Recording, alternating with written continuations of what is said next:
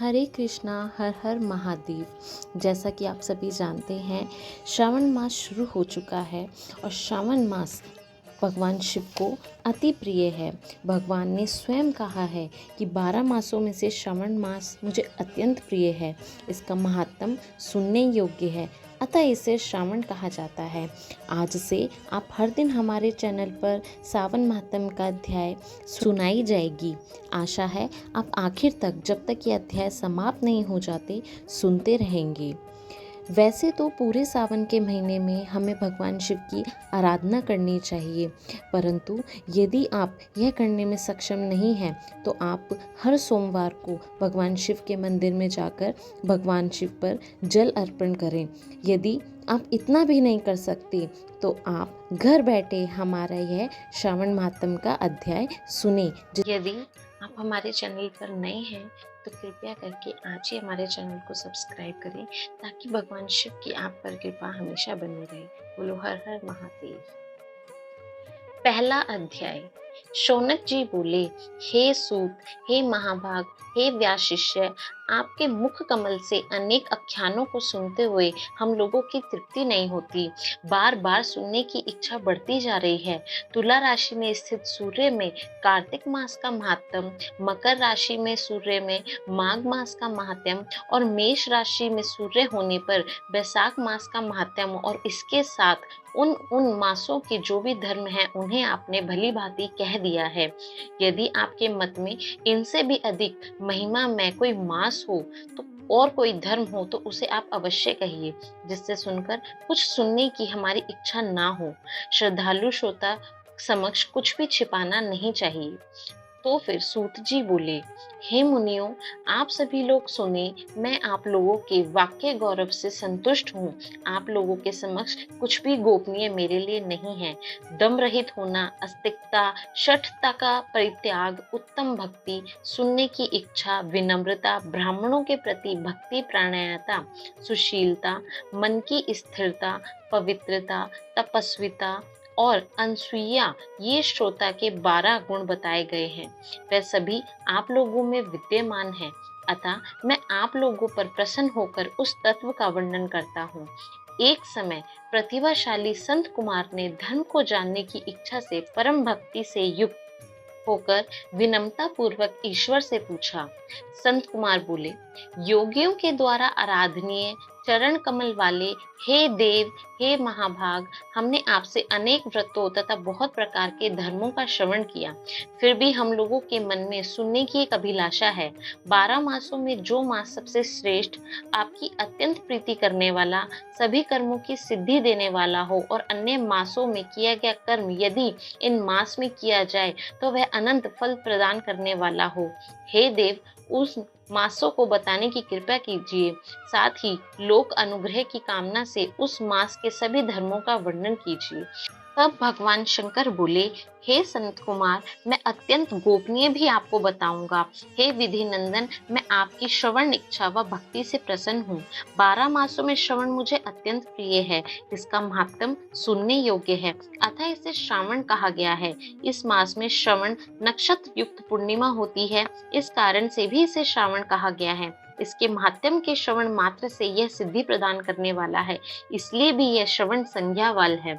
इस श्रावण मास के धर्मों की गणना करने से इस पृथ्वी लोक में कौन समर्थ हो सकता है, जिसके फल का संपूर्ण रूप से वर्णन करने के लिए ब्रह्मा जी 4 मुख वाले हुए, जिसके फल की महिमा को देखने के लिए इंद्र 1000 नेत्रों से युक्त हुए, जिसके फल को कहने के लिए शेष नाग 2000 जिह्वाओं से संपन्न हुए। अधिक कहने से क्या प्रयोजन, इसके महात्म्य को देखने और कहने में कोई भी समर्थ नहीं है। हे मुने, अन्य मास इसकी एक कलाओं के भी नहीं प्राप्त होते। यह सभी व्रतों व धर्मों से युक्त है।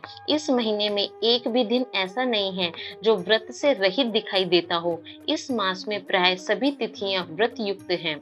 इसके महात्म्य के संदर्भ में मैंने जो कहा है वह केवल प्रशंसा मात्र नहीं है।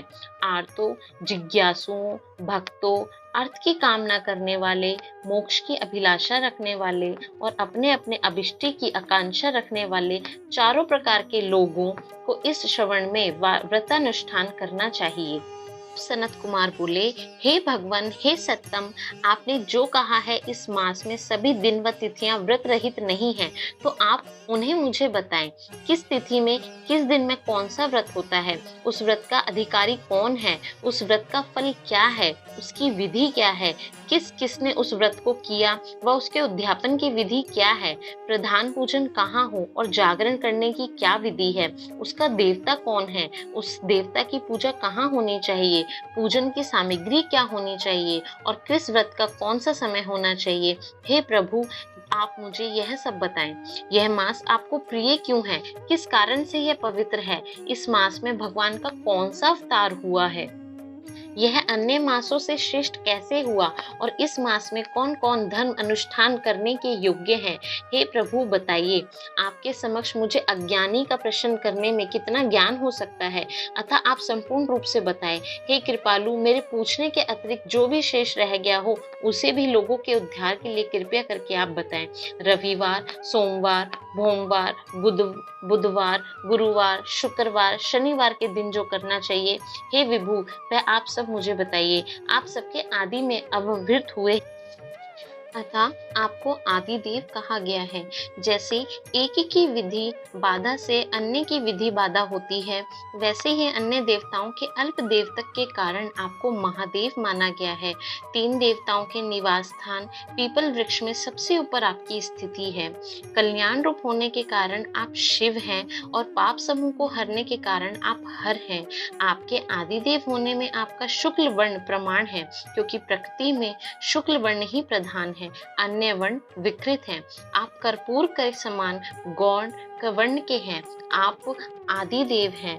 गणपति के अधिष्ठान रूप 4 दल वाले मूलाधार नामक चक्र से, ब्रह्मा जी के अधिष्ठान रूप 6 दल वाले स्वाधिष्ठान नामक चक्र से व विष्णु के अधिष्ठान रूप 10 दल वाले मणिपुर नामक चक्र से भी आपके ऊपर अधिष्ठित होने के कारण आप ब्रह्मा तथा विष्णु के ऊपर स्थित हैं।